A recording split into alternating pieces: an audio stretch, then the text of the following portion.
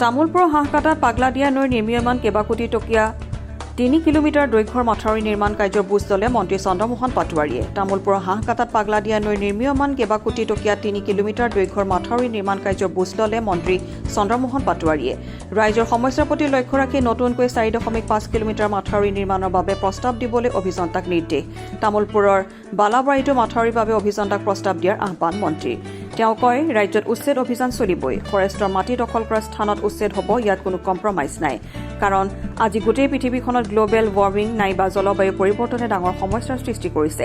মুখ্যমন্ত্ৰীয়ে বাজেটত ঘোষণা কৰা মতে 2% গ্ৰীণ কভাৰেজ হ'ব লাগিব। উচ্ছেদ হোৱা ঠাইত গছপুলি ৰোপণ কৰা হ'ব। উচ্ছেদিত লোকৰ বেছিভাগৰে মাটি আছে। অলপতে লাওখোৱা অভয়াৰণ্যত উচ্ছেদ হোৱা ঠাইৰ মানুহখিনিৰ বেছিভাগৰে মাটি আছে, কিন্তু তেওঁলোকে এইখিনি মাটি দখল কৰি খেতি কৰি আছিল। গতিকে এইসকল মানুহে সংস্থাপন নাপায়। কিন্তু যিসকল লোকৰ মাটি নাই বা ক'তো ঘৰ নাই, এই ক্ষেত্ৰত চৰকাৰে বিবেচনা কৰিব। নিৰ্মাণৰ বুজ ল'লোঁ। এতিয়া আমাৰ মথাউৰি ভালকৈ নিৰ্মাণৰ কাম চলি আছে বৰ্তমান। আৰু ইয়াতে ৰাইজে দাবী কৰিছে যে ইয়াৰে পূবৰ ফালে বালাবাৰী যিটো এৰিয়া, তো উত্তৰ ফালে বালাবাৰী যিটো এৰিয়া, সেই এৰিয়াটোৰ কথাও ৰাইজে কৈছে।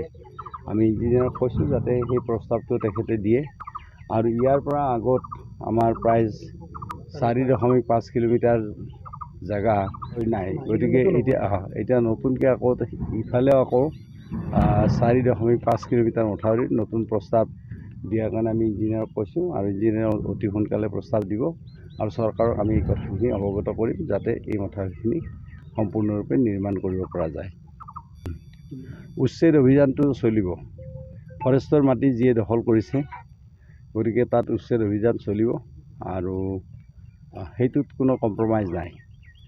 কাৰণ আজি গোটেই পৃথিৱীখনত গ্ল'বেল ৱাৰ্মিং বা ক্লাইমেট চেঞ্জৰ এটা ডাঙৰ সমস্যা ৰূপে পৰিগণিত হৈছে।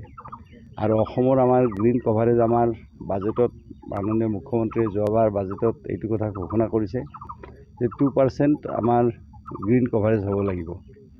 গতিকে আমি যিখিনি মাটি উচ্ছেদ কৰিম তাত আমি নতুনকৈ গছ লগাম। ৰাইজৰো সহযোগ বিচাৰিছোঁ এই ক্ষেত্ৰত। গতিকে উচ্ছেদ অভিযান চলি থাকিব। এতিয়া মানুহখিনিৰ বেছিভাগৰে মাটি আছে। এতিয়া অলপতে আমাৰ লাওখোৱা অভয়াৰণ্যত আমাৰ উচ্ছেদ হৈছে।